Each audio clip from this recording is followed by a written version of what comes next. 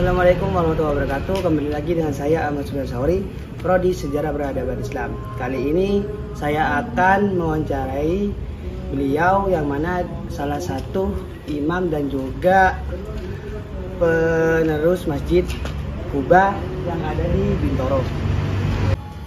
Oke, kali ini saya sudah bersama beliau dengan Bapak siapa? Solehudin. Bapak Solehudin. Solehudin. Solehudin. Ya. Oke Bapak, mengenai Masjid Quba di Bintoro ini, tahun keberapa lahan kosong ini direncanakan untuk dijadikan masjid Bapak? Dan terus prosesnya pembangunannya itu beberapa lama? Bangunan masjid ini kurang lebih tahun 1930. Itu awal pembangunan. Bangunannya kemudian itu yang pertama ya. Yang kedua direhab sekitar 1970. Dan yang ketiga sekitar 1985. Berarti udah mengalami Sudah 3 kali rehab. Oh. Sudah 3 kali perbaikan. Sebelumnya Bapak, tanah ini itu lahan kosong atau punya seseorang atau? Ya, tadinya memang lahan kosong, kemudian dijadikan tanah ini diinfakkan di Disedekahkan. Iya, wakaf, diwakafkan. Tanah ini diwakafkan oleh kakek kami ya, untuk menjadikan Masjid Quba itu. Kenapa ini disebut Masjid Quba? Karena ini masjid satu-satunya di Bintoro yang dibangun. Selain itu belum ada masjid. Pertama kali karena itu meniru itibak kepada masjid yang ada di Madinah. Jadi dia Masjid Quba adalah masjid yang kedua setelah Masjidil Haram. Nah ini adalah masjid yang kedua setelah Masjid Jami Jember. Di Bintoro satu-satunya baru ini. Terus proses lahan kosong ini diwakafkan, dibangun jadi masjid gitu Bapak? Iya. Untuk diwakafkan itu melalui proses apa gimana Bapak? Ya. Apa langsung dari orangnya? Ya dari orangnya, memang niatnya wakaf pertama gitu ya.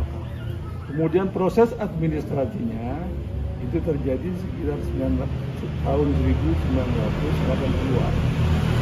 Administrasinya keluar sertifikat wakafnya itu. Kalau dulunya ya cuma lihat gitu aja. Itu diwakafkan untuk masjid gitu. Melalui RT apa gitu? Ya.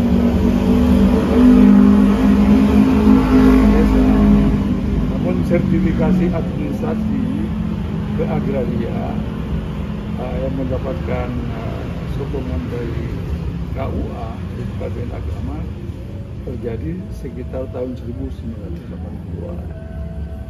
Baru ada sertifikat. Sekarang sudah sertifikat penuh. Jadi lahan masjid dan lahan kuburan semuanya ada sertifikat. Terus lahan kosong ini sebelum jadi masjid itu ada cerita atau kenangan tertentu Pak dari tempat ini sebelum jadi masjid? Apa cuma sekedar lahan kosong atau hutan? Ya sebelumnya ya kayak karena memang belum ada perumahan. Jadi lahan-lahan kosong yang isinya ya tumbuh-tumbuhan, ada pohon buah, pohon macam-macam. Itu akhirnya dibabat, kemudian diratakan. Terus harapan Bapak ya mengenai masjid ini menjadi lahan wakaf ini bagaimana harapannya? Adanya masjid ini. Harapan saya masjid ini secara status menjadi kuat, ya, jadi tidak bisa lagi dirubah-rubah karena sudah ada sertifikat resminya dari pemerintah, sertifikat wakaf itu. Dan dengan demikian masyarakat yang mau mengembangkan dan memberikan sumbangan kepada masjid dan mengembangkan pembangunan masjid ini tanpa ragu-ragu karena status daripada keberadaan masjid ini sah dan resmi menurut kacamata administrasi mereka. Terus masjid ini dinamai Masjid Kuba karena pertama kali ya. Ya, yang pertama kali. Pertama ada kali Bintoro. di Bintoro. Di Bintoro. Setelah Di Jambi. di Jambi. Iya, di Jambi juga. Jadi di Bintoro ini satu-satunya. Sebelum yang lain ada, ini yang. Makanya dikasih nama Masjid Kuba. Iya, betul. Terus menurut Bapak menjadi alasan orang-orang lebih memilih masjid ini untuk ibadah dibandingkan masjid lain, apakah gimana? Orang lain itu menjadi alasan ini sebagai masjid juga. Saya kira orang lain juga punya, di dekat sini sekarang di Bintoro sudah banyak masjid ya. Sekarang sudah banyak masjid. Dan ini adalah pilihan untuk masyarakat sekitar Kuba. Jadi masyarakat yang agak jauh yang sudah punya masjid sendiri, mereka mengembangkan masjid mereka sendiri. Tapi banyak yang ibadah juga. Yang di sini ya tetap banyak. Lingkungan kita juga sudah semakin penuh, semakin ramai. Karena itu ya yang sholat di Masjid Kuba tetap banyak. Walaupun masjid yang lain juga sudah banyak berdiri di mana-mana. Apakah di masjid ini mengadakan seperti pengajian atau pendidikan sekolah gitu, Pak?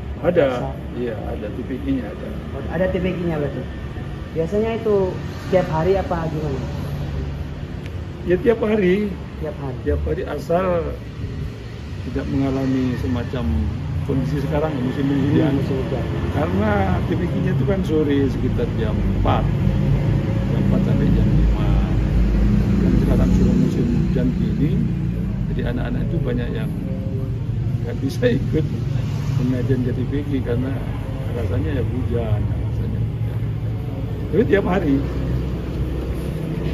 Kalau dulu banyak, maka sekarang banyak berkurang karena musim hujan dan banyak yang sudah pindah dari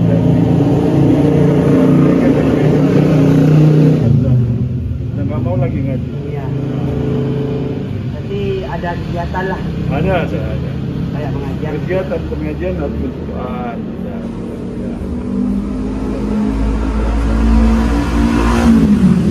Terus sekaligus Pak, kegiatan lainnya mungkin yang ada di masjid ini yang melibatkan masyarakat sekitar. Banyak ya, antaranya Setiap mungkin ada pengajian kemudian pada Idul Fitri diadakan sholat Idul Fitri bersama masyarakat maupun perempuan. Idul Adha juga diadakan acara sholat Idul Adha yang kemudian dilanjutkan dengan pemotongan kurban. Dan itu dilaksanakan oleh masyarakat, panitianya oleh masyarakat, pembaginya dari masyarakat dan kurbannya juga semuanya dari masyarakat. Tempatnya di sini. Dari masyarakat, oleh masyarakat untuk masyarakat. Iya di sini. Di sini saya dipotong. Tempatnya di sini. Berarti setiap kayak Idul Fitri, Idul Adha mengadakan kurban di Masjid Kuba ini. Bukan Idul Fitri yang mengadakan kurban, di Idul Adha. Iya, di Idul Adha. Iya, setiap Idul Adha juga mengadakan kurban. Itu kurbannya berarti dari masyarakat. Iya, dari masyarakat. Dilakukan juga oleh panitianya masyarakat dan dibagi kepada masyarakat. Jadi dari masyarakat oleh masyarakat untuk masyarakat. Jadi adanya Masjid Kuba ini sangat bermanfaat lah bagi lingkungan sekitar di sini. Ya tentu. Dan memang itu harapannya untuk membangun spiritual atau keberagaman masyarakat menjadi masyarakat yang istilahnya bertakwa, masyarakat yang beriman dan bertakwa untuk kehidupan sejahtera dunia dan akhirat. Ini tujuannya itu sekali lagi. Mereka menjadi orang yang beriman dan bertakwa sejahtera hidup ini dan ya, berarti dengan adanya masjid ini semoga kedepannya masyarakat makin bertambah ibadahnya rajin. Iya, makin bertambah. Harapannya kan seperti itu. Tambah makin baik beragama. Dan juga masjid ini mengalami sejarah yang panjang lah. Panjang banget. Dan pembangun pertama itu adalah orang yang membangun Masjid Jami Kiai Siddiq Itu adalah tokoh dan penyembah agama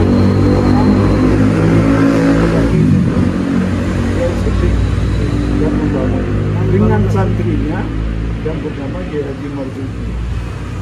Jadi Kiai Haji Marzuki ini ngaji kepada beliau. Begitu diperkirakan sudah cukup, kamu pulang, kamu berkeluarga dan bangun masjid, nanti saya bantu. Nah, bersama dia berdua, Kiai Siddiq dan Kiai Marzuki yang membangun Masjid Kuba ini. Pertama. Sekitar tahun 1935 di zaman Belanda. Iya, di zaman Belanda. Cukup jelas. Ya, Ada lagi? mungkin begitu saja ya dari saya mengenai sejarah berdirinya Masjid Kuba. Untuk kedepannya yang ingin lebih tahu, mungkin kalian itu bisa langsung datang ke Masjid Kuba yang ada di Bintoro. Sekian, terima kasih dari saya. Wassalamualaikum warahmatullahi wabarakatuh.